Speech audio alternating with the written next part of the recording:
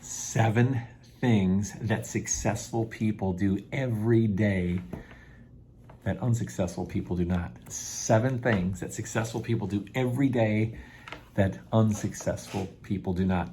You know, in this life insurance business, one of the things that I think distinguishes people who are high achievers at the highest level, people who are top producers, who are top agency builders, people who are the best recruiters, people who are the best trainers. They're doing some things different than everyone else. There's a reason why they're in the 8% and not in the 92%. So we're going to hit 7 of those right now, and we're going to hit them fast. Sunday night gets a bad rap because it means typically having to start another week. What do you do on your Sundays? You know, Sunday afternoon around 4 or 5 o'clock, we're starting to think about, okay, we got to get back into the swing of things. We got to get back to work. The sunlight is fading on Sunday. Friday is long gone. Saturday is gone. Sunday's here. The sun's starting to go down. It's dinner time. Are we ready for the week? Here's what successful people do. They plan each day with purpose and with action. Each day with purpose and with action. You see, successful people plan their days, yes, even Sundays, and they do it different and better and more exciting, with more purpose, with more meaning. Tony Robbins says that action without a higher degree of purpose is a waste of time. You have to know why you're doing these things. You have to know why your action is important and what you're trying to accomplish. If you don't know why, planning stuff just seems like busy work. How much of your life and your week and your month are you actually designing? Are you in charge of that, or is it happening to you? Are you drifting, or are you cutting into the wind? Are you the one driving the direction? Are you the one driving the results?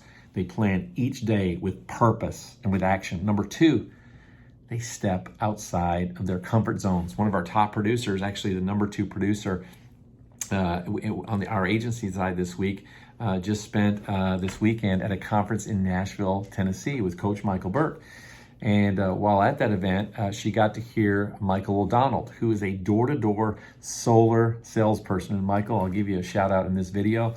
We'll even tag you. He sells solar door-to-door, and I believe since 2015 has sold over $15 million doing door-to-door sales. You see, Carol put herself outside of her comfort zone this week. She got to Nashville, Tennessee, bought a ticket, sat in that event for 2 days, and a guy comes on stage that she never thought she was going to hear from, and he talks about selling solar, and he plants an idea that getting a no is an empowering thing, and that we need to look at that differently. But getting outside of her comfort zone is what allowed her to be in that venue, is what allowed her to be in that place, to be receptive and open to that information, and to be stretched beyond her comfort zone. You see, successful people thrive when they're stretched beyond what they think they can handle. They consistently push the boundaries of what's possible, and they don't accept settling. This means stepping outside of that comfort zone and questioning ways to do things better, looking for opportunities to constantly improve. How long have you been in your comfort zone? Are you operating outside of your comfort zone? If success is in this circle, if this is your comfort zone, if this is your comfort zone, I want to give you an idea that success lives out here. We have to get outside of it in order to have success. Number 3, surround themselves with smart people. Successful people surround themselves with smart people. This is a thing that successful people do every day that unsuccessful people do not. They do not have the same value in surrounding themselves with other smart people. I would say you've got to find your tribe.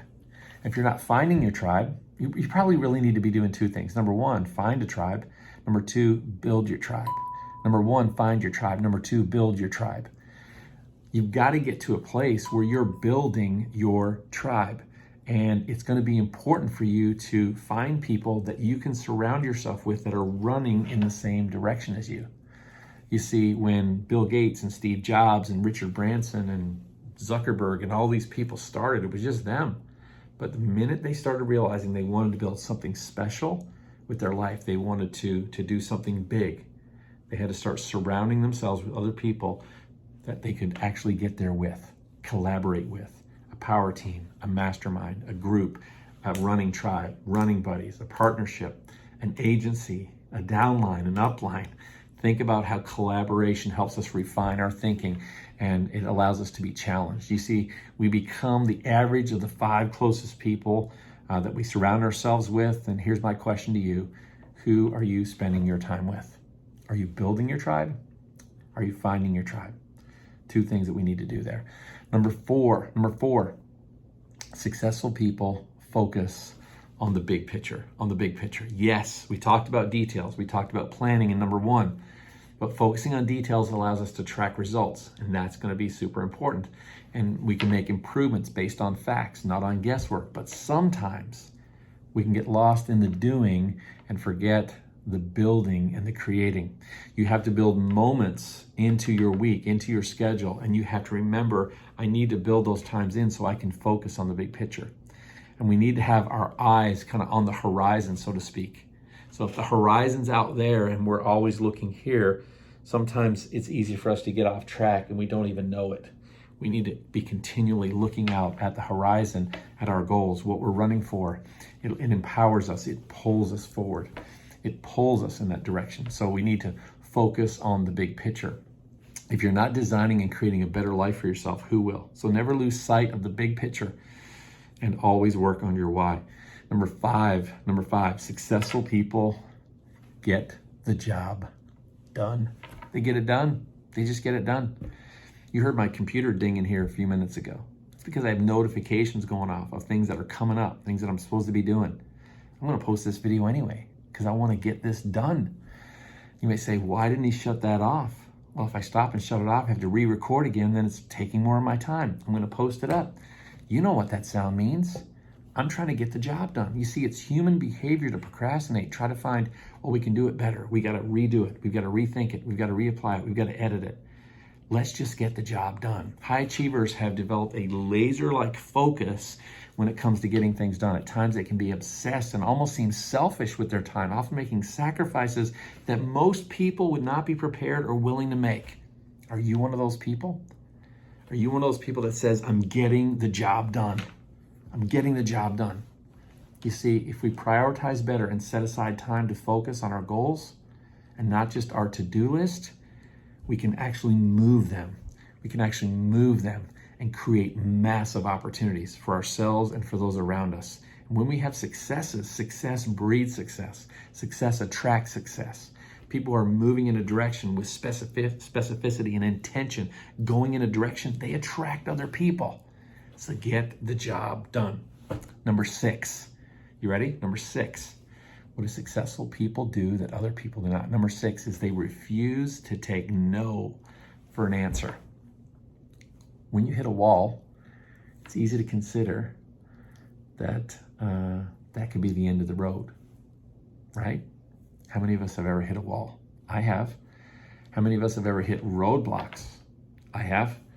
How many of us have had things happen to us that we thought, why now? Like literally we're 3 feet from gold here.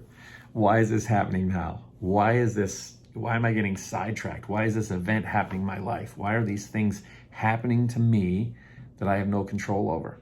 Well, when we hit those walls, we hit those obstacles, we hit those curveballs in life, we can stop and say, well, we need to go in another direction. You see, only the most stubborn will actually persevere long enough to climb the rest of the mountain. Some people give up and go back. When I was in Colorado earlier this year with my daughter Olivia, and we were climbing the Decalibron, it's 4 14ers in one day, summit and hike around 4 14ers and back. When we got to the second one and wind speeds were picking up to 50 to 60 miles an hour, gusting, and they actually got up to gusting up to 80 and 90 miles an hour on the side of that mountain. We could have given up and we could have just sat there. We could have been paralyzed by our fear, but we had to decide not to take no for an answer. You see, we were hitting a wall and we had to push through and we had to do things long enough to persevere, to actually make that summit, but not just to make the summit, to hit the summit, but to actually make the summit so we could descend down on the other side of the mountain out of the wind.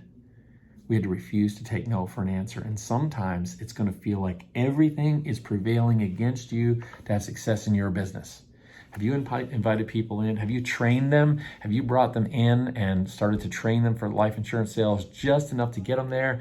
And then some significant things happens in their own, in their home life or in their family, and it totally sabotages them. and then the efforts that you put in with those people are gone.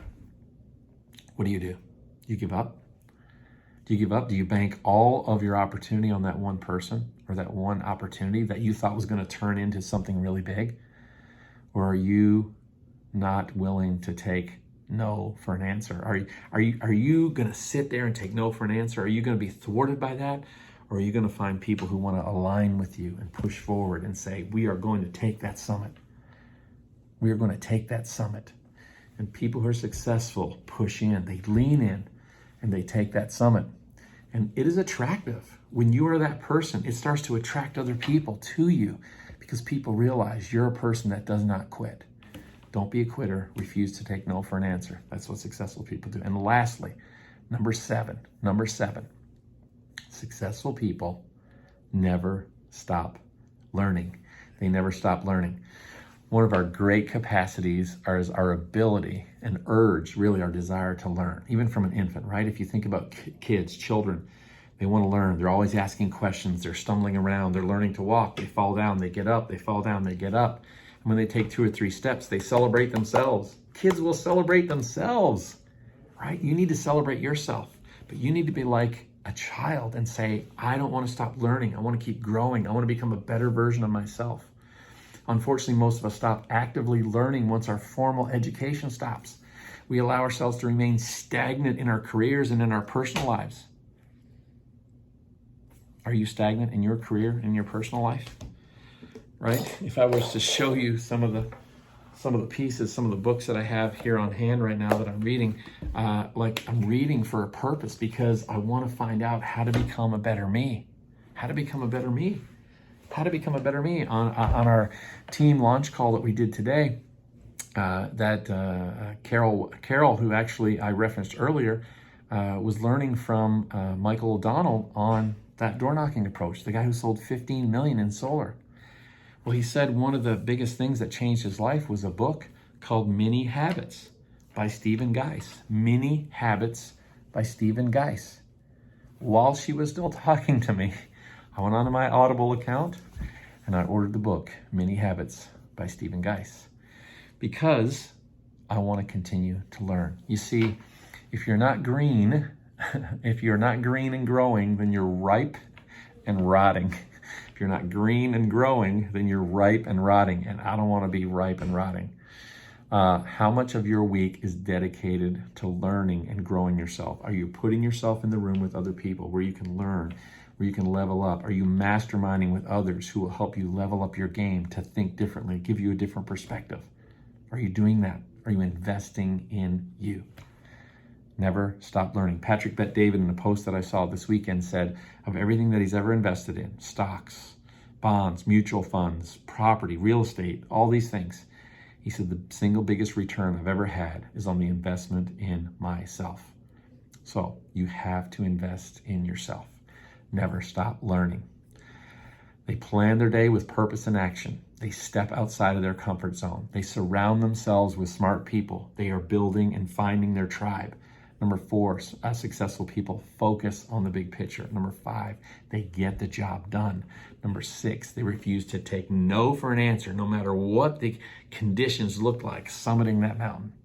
And number 7, they never stop learning. They get around other great people who help them become greater, help them become someone that can continue to be a difference maker in their life and in the lives of others every day. There's 7 tips for today on how you can become someone successful in your industry space, in your insurance space, where you are. Put these principles into practice, and I know it'll change your life too. We'll see you on the next one.